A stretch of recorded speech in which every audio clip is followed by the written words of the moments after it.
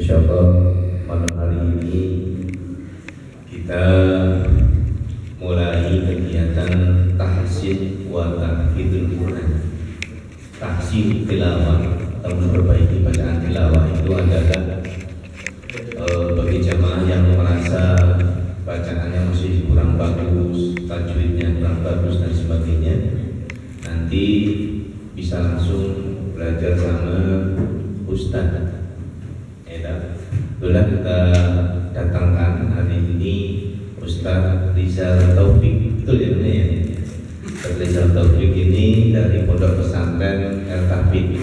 Ya, kebetulan di Desa Dayu, itu ada apa namanya?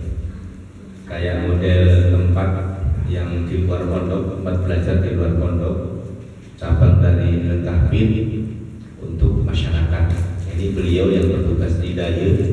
Ini kita manfaatkan untuk mengisi di tempat ini.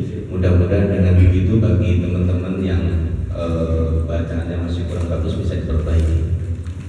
Mengenai sistemnya, bagaimana caranya, mungkin nanti Ustadz Rizal bisa menyampaikan pembukaan sehingga nanti nextnya kita bisa mengikuti cara yang diajarkan oleh beliau. Jadi yang bacaannya masih kurang bagus bisa tahsin, yang bacaannya sudah bagus dan punya hafalan bisa tahfidz.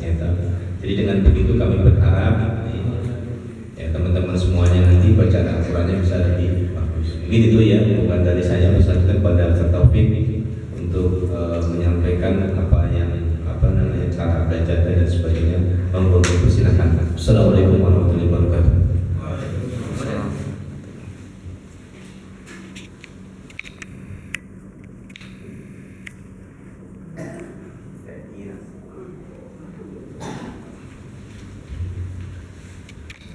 Baik, di sini saja.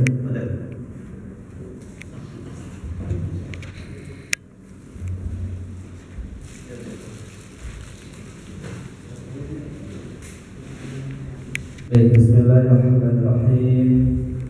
Assalamualaikum warahmatullahi wabarakatuh. Alhamdulillahi rabbil alamin. هو الذي أنزل السكينة في قلوب المؤمنين ليزدادوا إيمانا مع إيمانهم. صلاة وسلاما على نبينا محمد صلى الله عليه وسلم وعلى آله وصحبه ومن تبعهم بإحسان إلى يوم الدين. أما بعد. وقال رسول الله صلى الله عليه وسلم: خيركم من تعلم القرآن وعلمه. وقال أيضا: إن الله يرفع بهذا الكتاب أقواما ويضع به آخرين. صدق الله العظيم، صدق الله رسول الكريم، ونحن على ذلك من الشاهدين والشاكرين والحمد لله رب العالمين. Alhamdulillah, bapak-bapak, adik-adik, Ustaz yang saya hormati, yang semoga Allah muliakan kita semuanya. Yang mohon maaf tidak bisa saya sebutkan satu persatu, dan ini tidak mengurangi rasa hormat saya. Alhamdulillah saya diundang, Masya Allah, suatu keistimewaan di masjid Darul Muttaqin, Masya Allah, ya, rumahnya orang-orang yang bertakwa, Masya Allah, amin. Alhamdulillah, kita bersyukur kepada Allah Subhanahu wa Ta'ala. Di malam ini Allah masih memberikan kita kenikmatan berupa kesempatan, ya, kesehatan. Tentunya alhamdulillah kita bisa melaksanakan ibadah, ya, kewajiban yang Allah syariatkan kepada kita semuanya, yaitu melaksanakan salat maghrib secara berjamaah.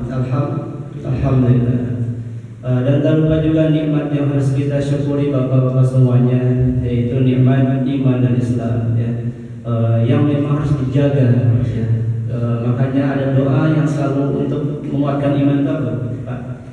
Allahumma ahyina bil iman wa amitna bil iman wa sunna bil iman wa adkhilna jannata ma'al iman. Itu karena ya zaman sekarang bukan lagi tidak baik-baik saja, Pak, ya. Makanya iman terus tetap dijaga. Berdoa sama Allah biar iman kita terus ada dalam hati kita, terus naik tentunya ya.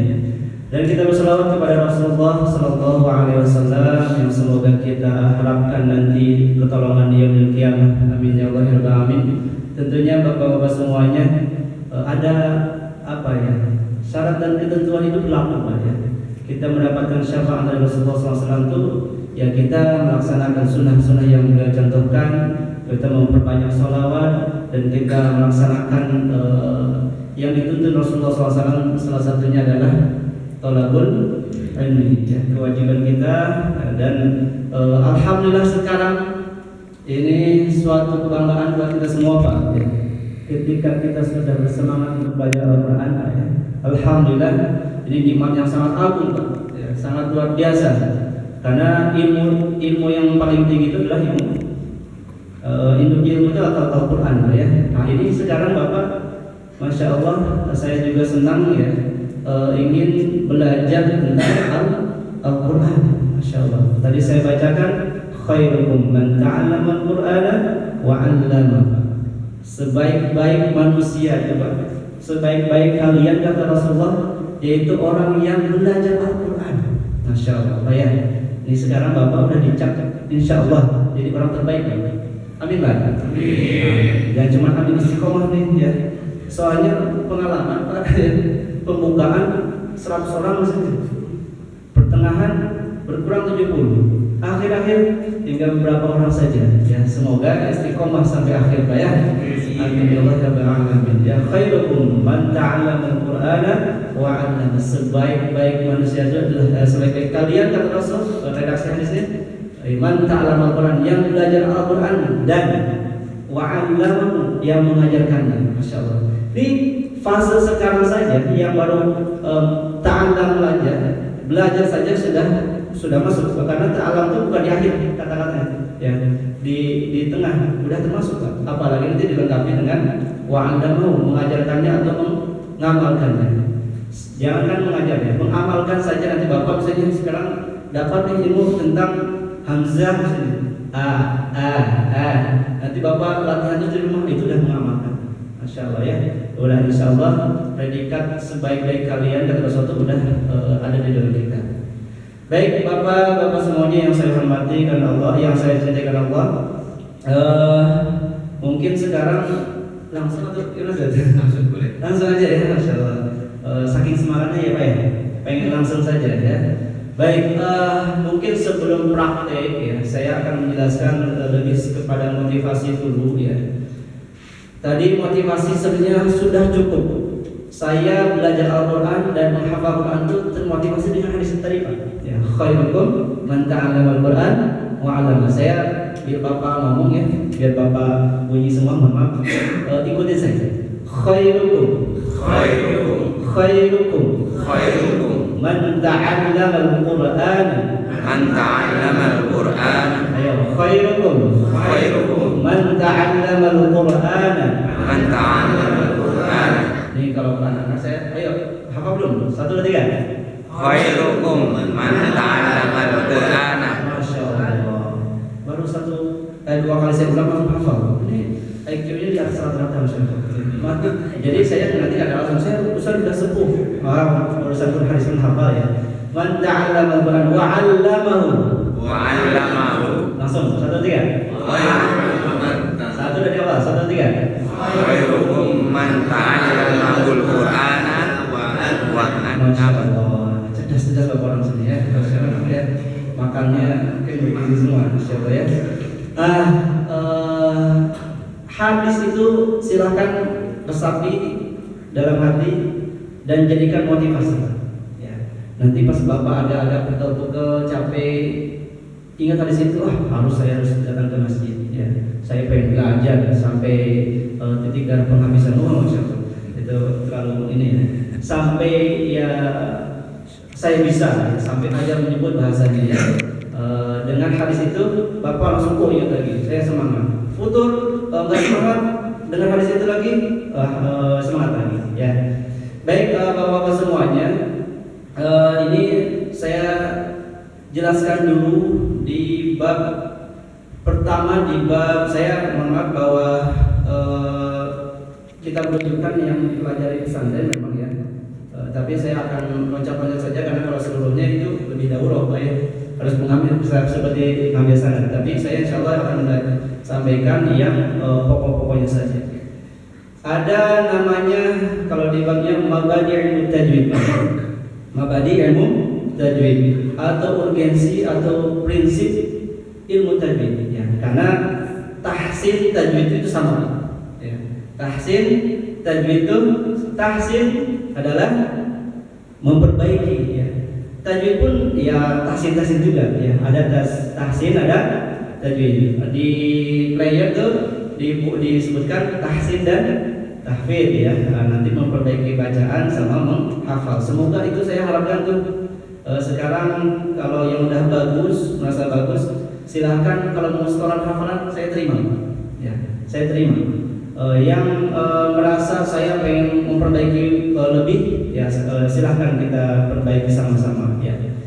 Jadi pengertian tajwid Pak ya kita harus paham dulu ya. Karena nanti akan kita pelajari itu ya. Tahsin itu adalah dari hasanah yuhasin, tahsinan, memperbagus ya.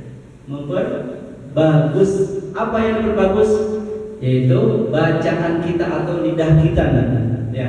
Menyempurnakan tempat-tempat keluar huruf-huruf hijaiyah yang 29 ya, ada yang menyebutkan 28, 29, tapi yang paling ini kuat adalah 29 huruf ya. Terus apa yang dibahas? Tahsin itu apa yang dibahas? Tajwid itu apa yang dibahas? Yaitu yang dibahas yaitu adalah Al-Quran, ayat-ayat Al-Quran. Makanya kalau baca hadis itu nggak usah pakai tajwid. Tapi kalau panjang pendek tetap ya. Ini misalnya hadis nomor 1 di Arba'in. Innamal a'malu binniyat. Nggak pakai gitu Pak ya. Lucu ya. Karena harus saja innamal a'malu binniyat. Tapi panjang pendeknya tetap karena itu udah kaidah bahasa Arab. Innamal a'malu binniyat. Nggak usah pakai tahan gunanya Pak. Innamal a'malu binniyat wa innama likulli imri'in ma nawa. Itu nggak usah ya. Karena tajwid adalah khusus untuk Al-Quran gitu ya.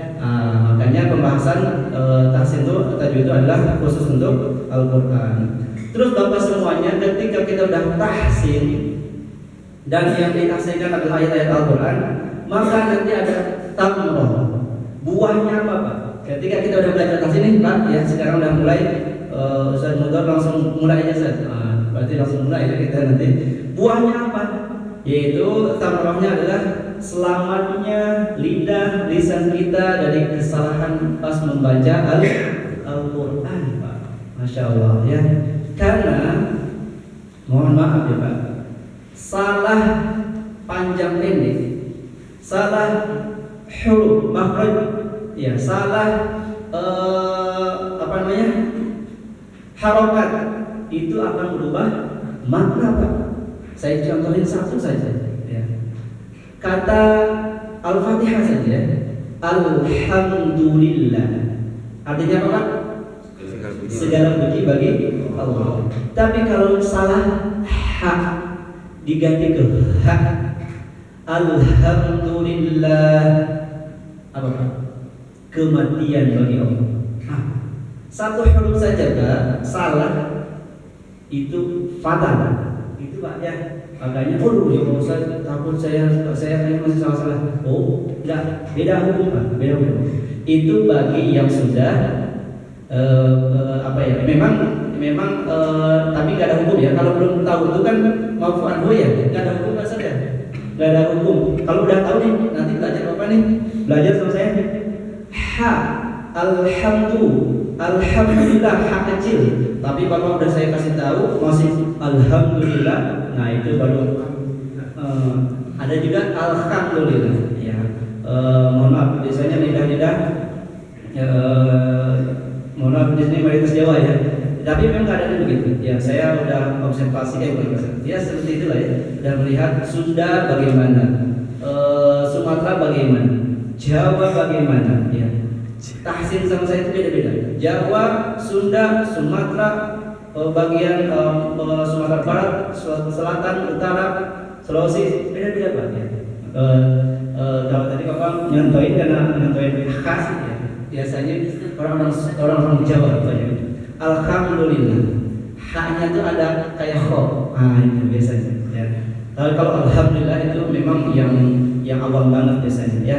Nah, buahnya kita belajar tahsin, tajwid adalah kita selamat dari kesalahan-kesalahan itu Pak. Ya, kesalahan-kesalahan itu Pak, insyaallah. Ya, Bapak nanti belajar, insyaallah bacaannya bagus dan selamat dari kesalahan-kesalahan ketika mengucapkan ayat-ayat Al-Qur'an. Ya. Terus ada fadilahnya Pak. Nih, selain tadi kan tahsin, kita udah belajar. Terus yang dipelajari itu apa? Ya, ayat-ayat Al-Qur'an. Terus buahnya kita udah belajar apa? Kita jauh dari terhindar dari kesalahan ketika membaca Al-Quran. Dan ada keutamaannya Pak. Keutamaannya salah satunya hadis yang tadi. Ya, khairukum man ta'allama Al-Quran wa 'allama. Terus ada lagi masih banyak ini. Kalau hadisnya banyak Pak ya. Saya buat saja nggak usah ini ya, nggak usah banyak yang saya di mukadimah sebutkan. Innallaha yarfa'u bihadzal kitab aqwaman wa yadh'u bi akharin. Sesungguhnya Innallaha yarfa'u bihadzal kitab. Sesungguhnya Allah mengangkat derajat seseorang itu dengan Al-Qur'an. Masya Allah ya. Nih Bapak, semuanya kita. Ketika kita sudah belajar ini, insya Allah derajat kita di Allah itu di sisi Allah itu akan naik. Amin Pak. Amin. Yakin Pak? Kan saya udah kasih motivasi tadi. Baru duduk sini udah mulai. Bapak insya Allah udah dicap dari khairukum man ta'allama Al-Qur'an wa 'allamahu. Dan sekarang juga innallaha yarfa'u bihadzal kitab. Bapak yang hadir di sini akan dinaikkan derajatnya di sisi Allah Subhanahu wa taala. Kalau di sisi Allah udah tinggi, Pak. Di sisi manusia bagaimana? Oh, udah lewat, Pak. Ya. Insyaallah ya tapi nggak usah jadi presiden ya. Tinggi juga presiden. Tapi cukuplah kita di sisi Allah, insyaallah di dunia pun insyaallah dimuliakan sama Allah Subhanahu wa taala. Ya. Fadilahnya begitu Pak. Ya. Innallaha yarfa'u bihadzal kitab aqwaman wa yadh'u bihi al-akharin. Tapi hati-hati Pak. Nih, ada ujung hadis yang saya sedih sampai sekarang. Bukan sedih, takut. Wa yadh'u bihi al-akharin, dan Allah hinakan dengan Al-Qur'an juga Pak. Masya Allah. Kita dimuliakan dengan Al-Qur'an dan kita juga bisa dihinakan dengan Al-Qur'an. Apa Pak yang dihinakan? Ketika kita udah tahu nih, udah belajar, tapi kita masih nggak mau mengamalkan nih. Tadi Alhamdulillahi Rabbil Alamin.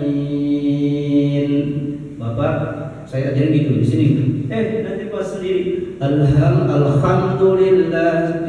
Agak sengaja lagi. Udah biasa memang dari kecil udah gitu. Itulah takut. Kalau saya sendiri Pak, kenapa takut? Karena ya di pesantren kita basic ngafal Quran Pak ya.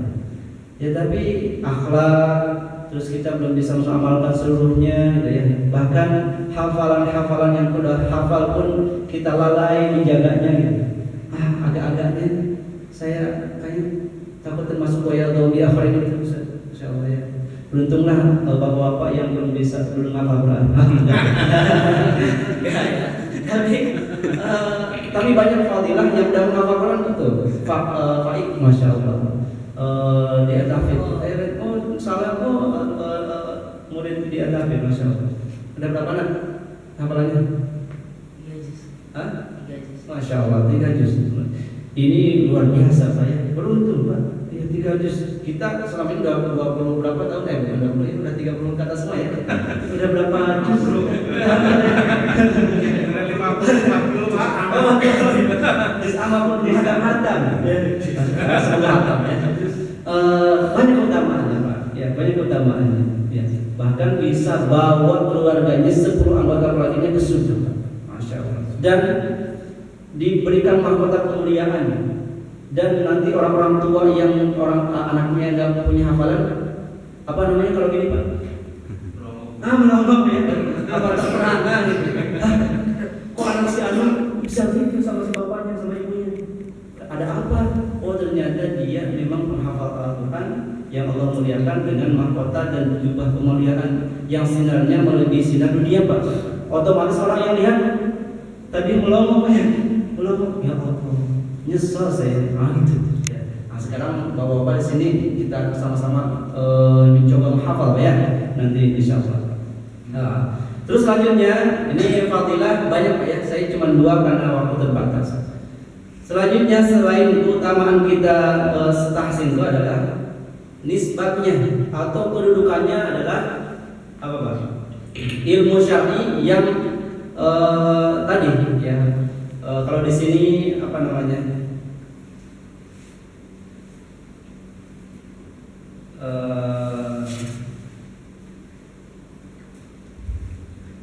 Apa di sini ya, nisbah tuh lebih ke kedudukan terhadap ilmu